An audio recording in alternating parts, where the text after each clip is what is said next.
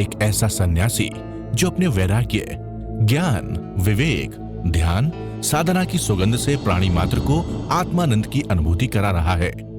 एक ऐसा प्रवचनकार जिसके प्रवचन श्रवण के लिए हर जाति, संप्रदाय, समाज, क्षेत्र के लोग आतुर रहते हैं। एक ऐसा आत्मार्थी संत जो श्रमण संस्कृति की लौ को भौतिकता की चकाचौंध में भी निरंतर प्रज्वलित रखने हेतु संकल्पित है। एक ऐसा आध्यात्म योगी जो अपनी ध्यान साधना के द्वारा पूरे विश्व को सुख, शांति, समृद्धि का मार्ग दिखा रहा है। एक ऐसा महासाधक जो भारतीय ऋषि परंपरा को पुष्ट रखते हुए साधनारत है। एक ऐसा समाज सुधारक जो अपनी परंपराओं के निर्वहन के साथ सामाजिक विसंगतियों, कुरीतियों, आडंबरों पर वैज्ञानिक तरीके से प्रहार कर रहा है। ऐसे महान व्यक्तित्व का नाम है आचार्य सम्राट पूज्य श्री शिव मुनि जी महाराज साहेब। पंजाब के मलोट मंडी में 18 सितंबर 1942 को ननिहाल रानिया ग्राम में मातु श्री विद्या देवी की पवित्र कुक्षी से जन्मे व पिता श्री चिरंजी लाल जैन के संरक्षण में पले 30 वर्ष की आयु में राष्ट्र संत श्रमण संघीय सलाहकार श्री ज्ञान मुनि जी महाराज साहेब के हाथों से संन्यास ग्रहण करने वाले इस सन्यासी को 9 जून 1999 को अहमदनगर में आचार्य पद से नवाजा गया। आप श्रमण संघ में दीक्षित एक सर्वश्रेष्ठ ध्यानी, योगी, साधक, साधु रत्न हैं। विभिन्न समाज सेवी संस्थाओं, संघ, संगठन व विश्वविद्यालय आदि ने आपको सम्मानित कर सात्विक गौरव की अनुभूति कर रहे हैं। श्रमण संघ के चौथे पटधर आत्म साधना तेरी निर्मल निर्जय, प्रभु आत्म साधना तेरी निर्मल निर्जय। तेरी वाणी अमृत है,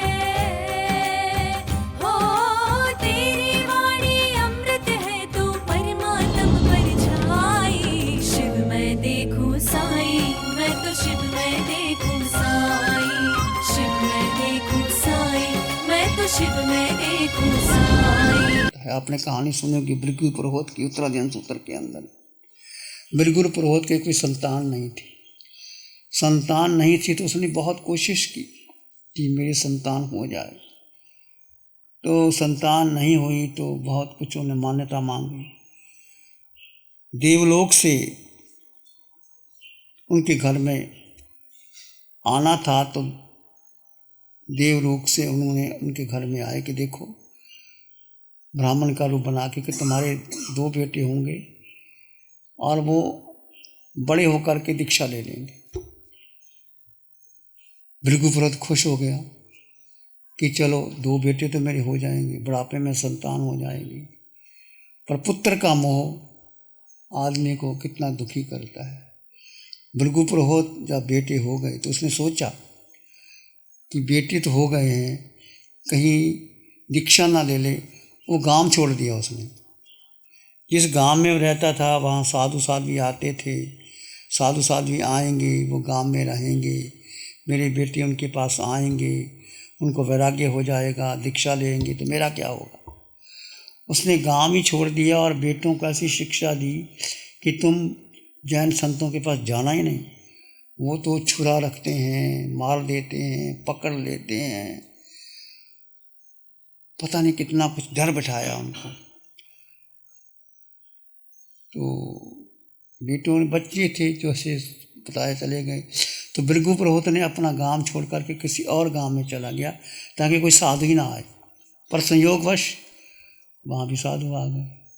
साधु आ गए तो उन्होंने भिक्षा दी और कहा कि देखो मेरे बेटे हैं ना, वो आपको देख करके वो आपको मारेंगे, इसलिए तुम उनको मिलना मत, आप चले जाओ यहाँ से। और साधु ने भिक्षा लेकर के अपना रास्ता ले लिया। जंगल में गए, एक वृक्ष के नीचे वो दोनों बच्चे खेलते हुए देखा साधु आ रहे हैं। वो वृक्ष के ऊपर चढ़ गए तो देखा वो साधु जो उन्होंने अपना पहले रजभन से जगह साफ की। साफ करने के बाद अपना पात्र खोला और बच्चे दोनों ऊपर देख रहे हैं। कहते ये तो कुछ जीव को नहीं मारते, अपना वो भोजन कर रहे हैं, खोला पात्र, तो हमें बताया कि ऐसा करते हैं, तो ऐसा नहीं करते।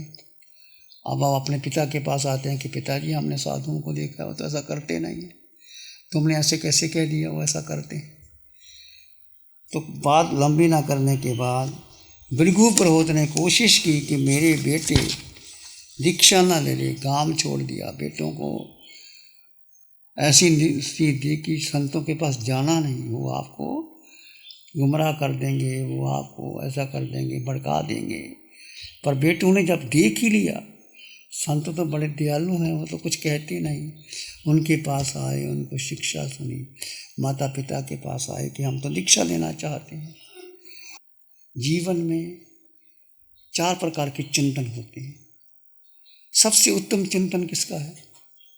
4 प्रकार के चिंतन। उत्तम चिंतन किसका है? संसार में 4 प्रकार के चिंतन। संसार कैसे चल रहा है? मिथ्यात्व और मोह के कारण संसार में हम बंधे हुए हैं। 4 गति 84 लाख जीवा योनियों में मिथ्यात्व और मोह के कारण हम बंधे हुए हैं। मिथ्यात्व क्या है? कि शरीर को अपना मान लेना, जीव जी को भूल जाना, चेतना को भूल जाना, चेतना को महत्व नहीं देना, जीव को महत्व। और मोह क्या? मोह के कारण, मोह किसके प्रति? इस जीव के प्रति, जड़ के प्रति, जड़ के प्रति जो मोह है, फिर परिवार के प्रति, फिर बेटे के प्रति, फिर धन के प्रति, संपत्ति के प्रति, फिर सारा चिंतन करते करते संसार खड़ा है। इस संसार से पार होने के लिए क्या करना चाहिए? एक ही चिंतन, आत्मचिंतन, आत्मरमन, कि मैं जीवात्मा, मेरा संसार में कोई नहीं, मैं अकेला, जीव अकेला, पूरे ब्रह्मांड में अकेला, और आत्मा में 8 गुणों की संपदा, अनंत ज्ञान, अनंत दर्शन, अनंत सुख, अनंत शक्ति आत्मा। तो मैं क्यों चिंतन करूं किसी का? आप इस प्रकार चिंतन कर। आत्मचिंतन सर्वश्रेष्ठ है, जिससे आपको नजरा होती है और पुण्य का बंध होता है। दूसरा है मोह का चिंतन। मोह किसका? बेटे का, बेटी का। बेटा हो जाता है तो कितना माता पिता बेटे के लिए ध्यान रखते हैं, बेटी हो जाए उसके शादी के लिए कितना कुछ सामान इकट्ठा करना पड़ता है। बेटा बेटी का मोह, दूसरा ये अधम है। तीसरा है काम की चिंता, काम वासना, जब व्यक्ति उलझ जाता है। चौथा क्या? पर चिंता, बैठे फालतू की चिंता करी जाना, पड़ोसी के घर में क्या हो गया, उसके घर में क्या हो गया, वो क्या कर रहा है, वो क्या कर रहा है। कुछ लोग बेकार की चिंता करते रहते, इससे क्या है? कर्मों का बंधन होता है। तो 3 चिंता छोड़ देनी चाहिए। कौन सी? काम चिंता, मोह चिंता और पर चिंता। और एक चिंतन करना चाहिए, किसका? आत्मा का चिंतन, कि मैं जीवात्मा, सब में समान जीवात्मा। और बस ना पर चिंता करो, ना काम चिंता करो, ना मोह चिंता करो, बेटा बेटी की, परिवार की, धन संपत्ति की। आत्मा के बारे चिंतन करो कि मैं जीवात्मा, यही आत्मा ही हमें सिद्धशिला लेके जाएगी। 8 गुणों से युक्त सुख, शक्ति, आनंद आत्मा में और कहीं भी नहीं है। तो देव सर्ग आया, आपको बोला कि पुत्र के बारे में उन्होंने सोचा। देव आया, उन्होंने, देवता ने उसको धमकाया कि देख चूलनी पिता, तू धर्म छोड़ दे, ने तेरे पुत्र को, 3 पुत्र हैं तेरे, बहुत आज्ञाकारी, विनीत, शिक्षित, हम आपको इनको तेरे सामने इंद्रजालिक बना करके टुकड़े किए और उसको कढ़ाई में तला, उसके छींटा दिया, फिर भी घबराया नहीं, कोई बात। अब उसने देव ने सोचा, पहले बेटे को, दूसरे को, तीसरे को टुकड़े करके उसके सामने, पर वो घबराया नहीं, कहता नहीं कोई बात नहीं, मैं अपने से डर। चौथा, उसकी माता के प्रति उसको बहुत मोह था। जब माता के बारे बात आई, उसकी माता का नाम भद्रा सार्थवाही था, तो वो माता का बहुत आदर करता था, चोलने के था। देव ने कहा कि देखो तुम नहीं आते, तुम्हारी माता को तुम्हारे सामने ला करके मैं टुकड़े टुकड़े कर दूंगा।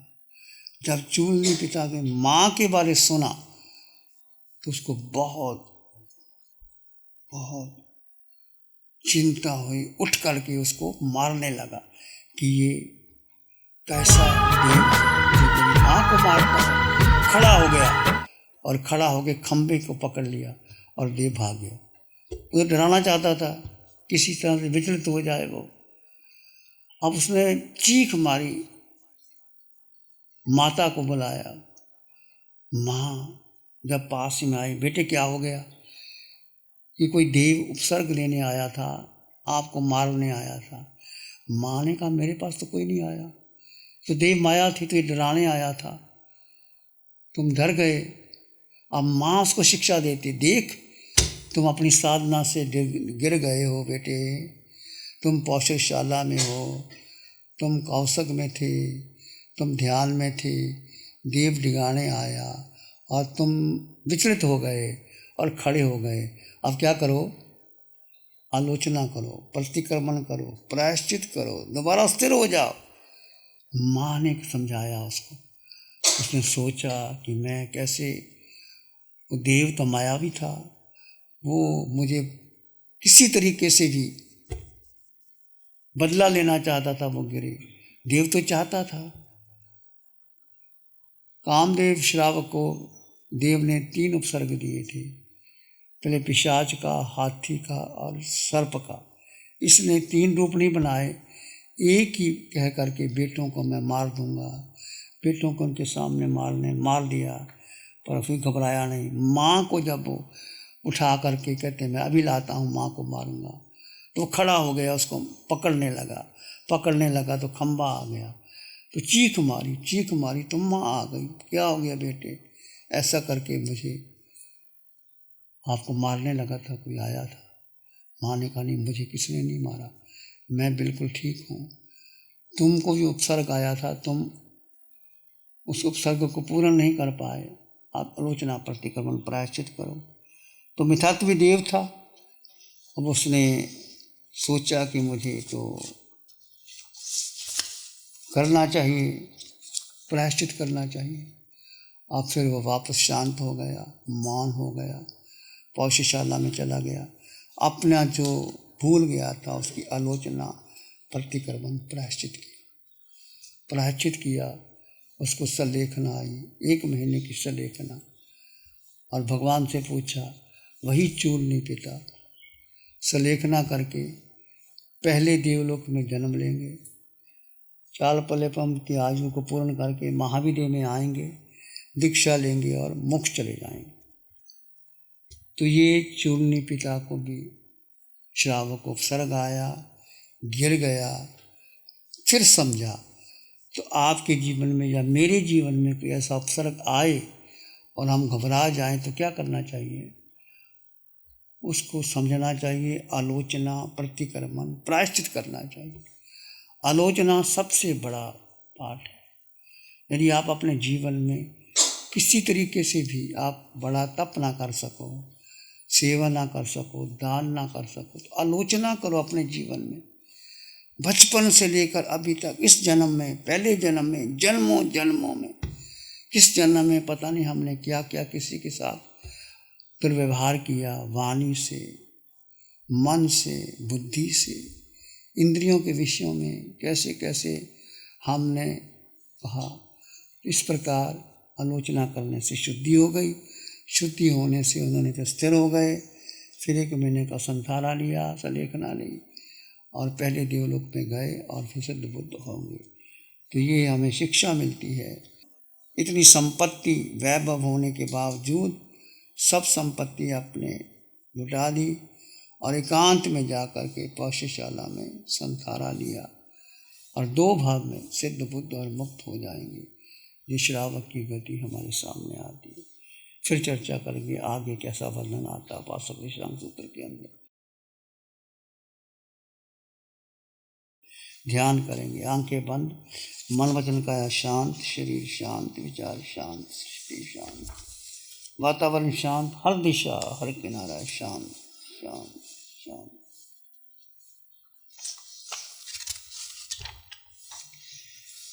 इस आकार में निराकार आत्मा, शुद्ध आत्मा, निर्मल आत्मा, पवित्र आत्मा, विचार आएंगे, आने दो, जाए तो जाने दो। तो मन नहीं, बुद्धि नहीं, इंद्रियां नहीं,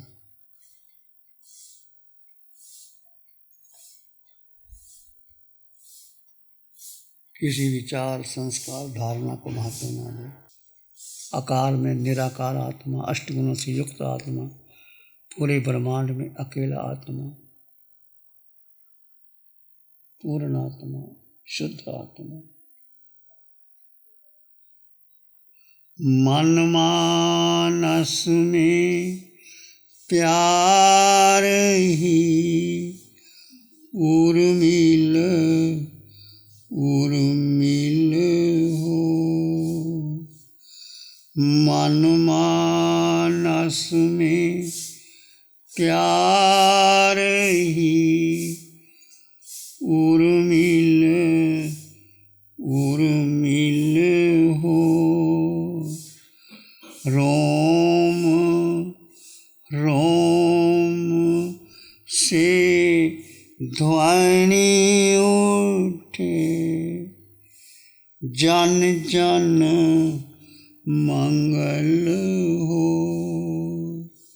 सबका मंगल हो, तेरा मंगल हो।